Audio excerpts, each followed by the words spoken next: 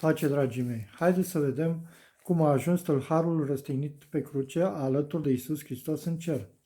În primul rând s-a căit sincer că a fost judecat drept.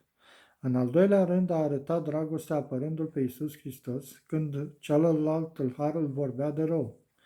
În al treilea rând a recunoscut autoritatea lui Iisus Hristos și l-a numit Domn, deși Hristos era răstignit și bajocorit.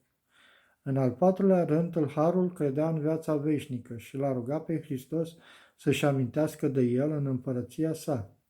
În al cincelea rând, nu a judecat pe nimeni, ci pe sine însuși, în timp ce unul dintre tâlharii îl bajucrea pe Hristos și îi spunea: "Nu ești tu Hristosul, mântuiește-te pe tine și pe noi."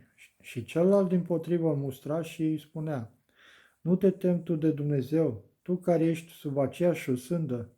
Pentru noi este drept să primim răsplata cuvenită pentru fără de legile noastre, dar omul acesta nu a făcut niciun rău."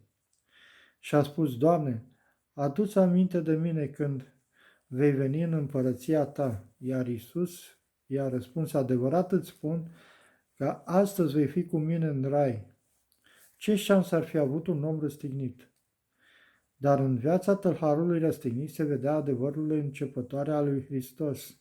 Primul adevăr, pocăința; al doilea adevăr, botezul și scufundarea în dragoste; al treilea adevăr, recunoașterea autorităților; al patrulea adevăr, credința în învierea morților; și al cincelea adevăr, înțelegerea judecății veșnice. De aceea judecata lui Dumnezeu asupra tâlharului s-a anulat.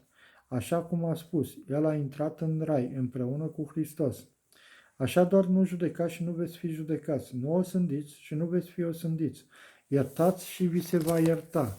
Dumnezeu a dat pe Fiul Său ca oricine crede să nu piară, ci să aibă viață veșnică. Astăzi ai și tu șansa să te împaci cu Hristos, aceeași șansă care a avut-o și tâlharul de pe cruce. Și nu o rata. Nu rata și tu această șansă, care este de altfel singura ta șansă care te va aduce la mântuire. Dumnezeu să vă binecuvânteze!